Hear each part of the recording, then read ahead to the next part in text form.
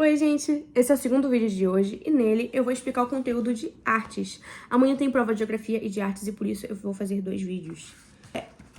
Hoje a gente vai englobar 2 capítulos na matéria de artes, que são releitura de obras de arte e releituras na música, o que muda no arranjo. Então, vamos lá. Sobre releituras nas obras de arte. Muitos artistas costumam estudar o estilo de determinado artista ou de determinado movimento artístico copiando as obras, mas geralmente fazem isso com rascunho ou como estudo de fato. Agora, se um artista vai fazer uma recriação, uma releitura, o que é uma releitura? É você pegar alguma obra de arte e você transformar ela. Você pegar essa obra de arte, recriá-la usando elementos da sua característica como artista e como indivíduo, usando elementos do seu traço, do seu estilo artístico nessa obra. Então, uma das obras que mais tiveram releituras ao longo da história foi a Mona Lisa, né? Que já tem diversas releituras ao longo da história. Eu posso colocar aqui algumas releituras. Tem a releitura famosíssima de Marcel Duchamp, que é a Mona Lisa de bigode. Vou colocar aqui. Ela, por ser uma das obras de arte mais conhecidas do mundo, por causa da sua técnica, em um tempo que não se utilizava tanto esse tipo de técnica, né? Leonardo da Vinci foi muito inovador com a Mona Lisa. Então, a Mona Lisa, por ser uma das pinturas mais famosas da Terra, tem muitas leituras. E aqui a gente vê algumas delas. Uma famosíssima também é a de Banksy, que é a Mona Lisa com uma bazuca. E Banksy é um artista que a gente não sabe a identidade. Ele vai em lugares, ele pinta as paisagens desses lugares.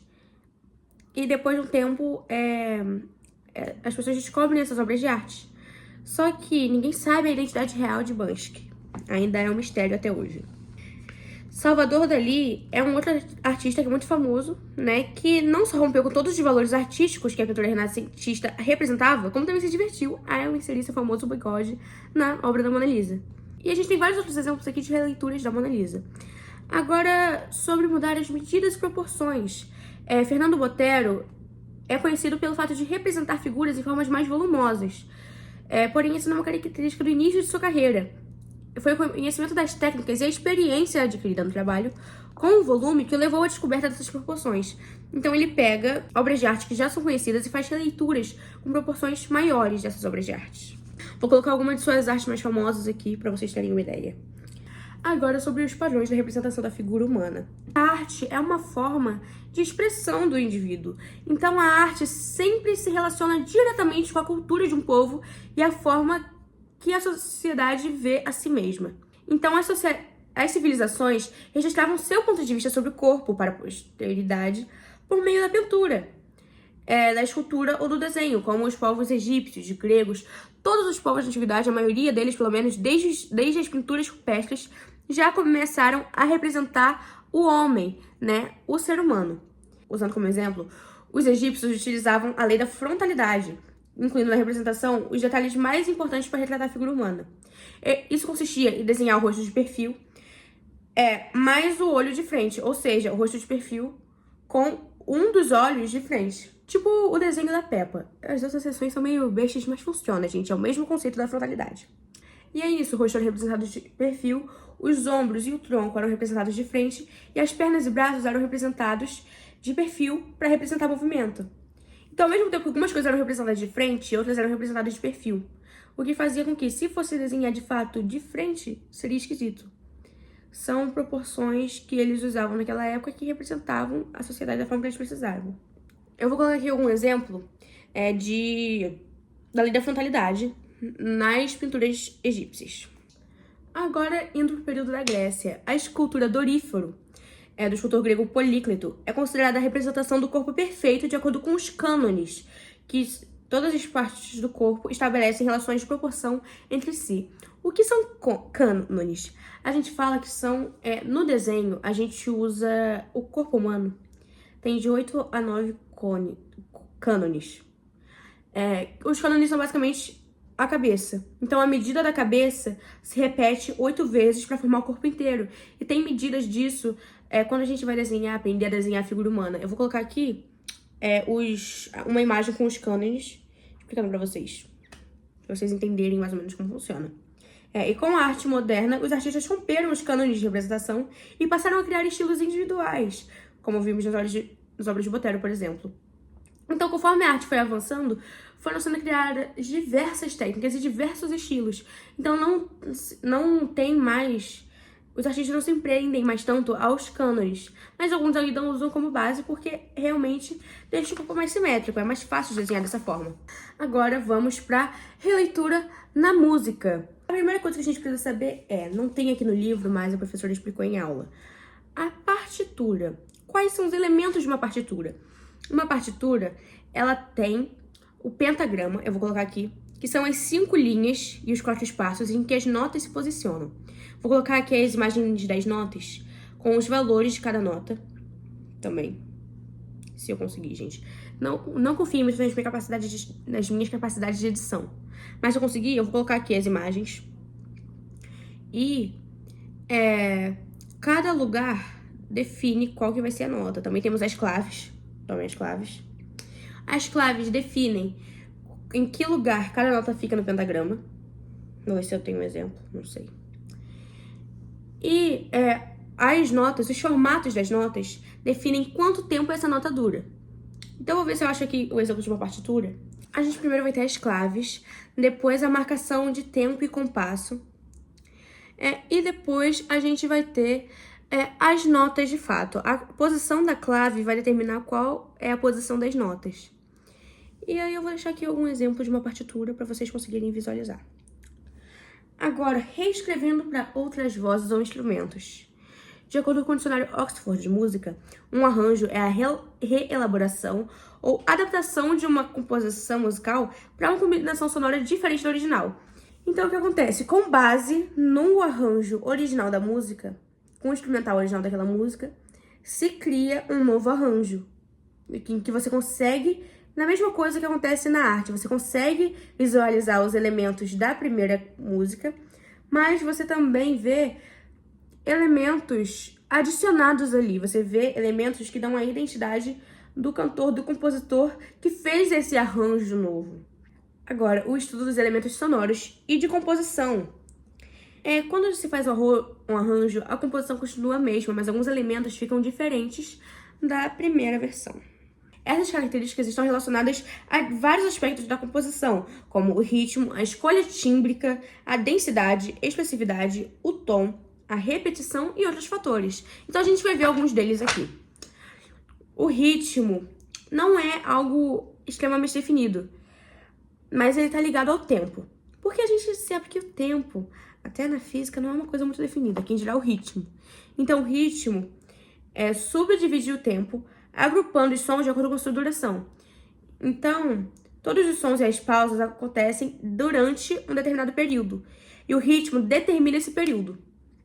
E o ritmo é representado na partitura pelos números, por uma fração.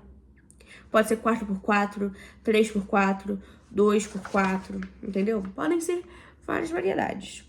E o ritmo, ele define basicamente o gênero da música. Porque se a música for mais rápida, ela vai ser uma música mais agitada, mais animada, mais pra cima. Agora, se ela for mais lenta, ela vai ser uma música mais clássica, ou uma música mais triste. Depende muito de como o ritmo se apresenta na música. Agora, a marcha, dentro do ritmo mesmo. A marcha tem um ritmo binário. E em sua origem é uma música que tem como base a ornamentação de um ritmo regular e repetido. Porque a marcha tem um ritmo binário, ou seja, duas marcações. Porque na marcha são os passos. 1, 2, 1, 2. Sempre, a gente tem duas pernas, sempre vão ser 1, 2, 1, 2. Então, o primeiro passo sempre é mais marcado, sempre é um pouco mais forte. Então vai ser 1, 2, 1, 2, 1, 2. E é assim que se define a marcha. Agora, a valsa tem o ritmo ternário, ou seja, 3 marcações. 1, 2, 3, 1, 2, 3, 1, 2, 3. Sempre. Tanto que faz aquele movimento de L ali na dança. Enquanto vai girando e fazendo outros passos, mas geralmente é esse movimento de L durante a valsa. O compasso, Ele divide a música em partes, nas quais se encaixam tempos de som específicos. Ou seja, o ritmo está completamente ligado com o compasso. Porque o compasso, ele define a acentuação regular da música e é ele que organiza os sons com determinada duração. Ou seja, ele está completamente relacionado com o ritmo. O ritmo é binário, quando dentro de cada compasso cabem 2 tempos. Ternário, ímpar, quando cabem 3. Quaternário, par, quando cabem 4 e assim por diante. Então, no mesmo ritmo que vai o binário... Eu não sei fazer o ritmo, gente. 1, 2, 1, 2. Vai o quaternário. 1, 2, 3, 4. 1, 2, 3, 4. Sempre acaba, sempre é um número par. Agora, o ternário é diferente desses dois. 1, 2, 3. 1, 2, 3. 1, 2, 3. Então vai ser diferente. Também existem músicas que não apresentam esse ritmo regular e organizado em compassos binários, ternários ou quaternários. Músicas geralmente mais antigas, né, de outros povos e culturas, porque esse sistema aqui, esse sistema foi criado com base na cultura europeia. Mas agora a cultura da África e da Ásia era diferente e a música tinha estruturas diferentes.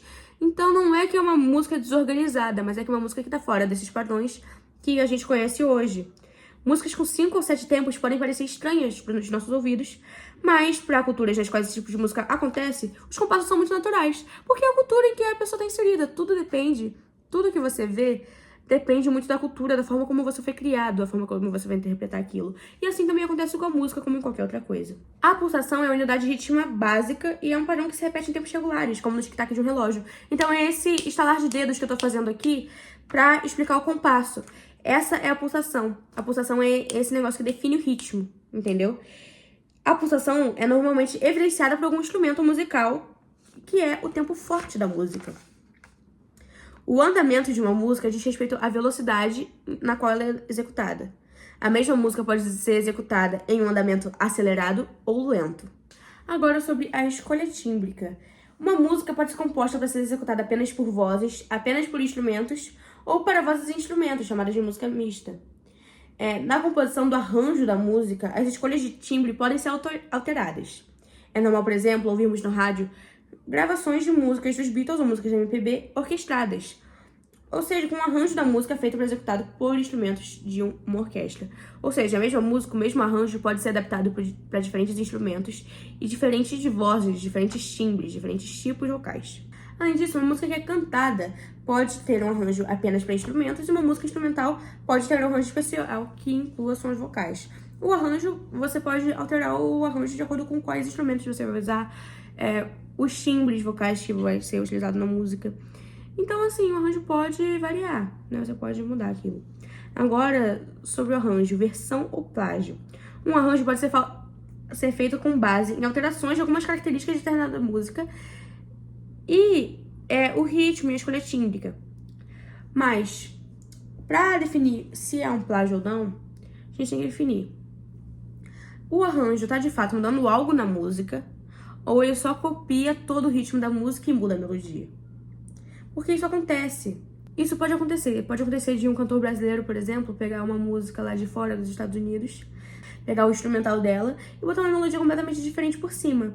Mas, ao mesmo tempo, o artista também tem a questão dos samples. O que são samples? Os samples são quando um artista... É uma questão bem burocrática, que o artista compra o direito de usar um instrumental daquela música. E ele usa o instrumental daquela música na própria música. Aí, nesse caso, não seria plágio, porque a pessoa que, de fato, compôs a música está de acordo com o que está acontecendo. Agora, é plágio se a pessoa não está de acordo. Eu acho que eu não mencionei antes, mas a música é muito matemática. Aqui a gente vai falar agora sobre a densidade. A densidade tem relação com a quantidade de sons acontecendo. Se eu estiver tocando um instrumento que é muito alto, mas eu estiver numa orquestra que tiver mais pessoas tocando instrumentos que são mais baixos que o meu, eu tenho que tocar num volume mais baixo para que os instrumentos dessas pessoas também sejam ouvidos. Porque senão, se todo mundo tocar no mais alto possível, vai virar uma bagunça. Então, eu preciso ter noção da densidade, do volume que eu tô tocando, mais ou menos, pra eu não ofuscar os outros instrumentos, porque todos os instrumentos são fundamentais para a construção de uma música, para a construção da harmonia da música. Então, basicamente, a soma desses diferentes sons que causa ou a harmonia ou a falta de harmonia, um som muito bagunçado, né, por conta da densidade. Agora, a expressividade é a forma que o cantor canta. Tem cantores que cantam de uma forma mais fechada, tem cantores que cantam de uma forma mais aberta, sorrindo, que geralmente dá um som mais aberto.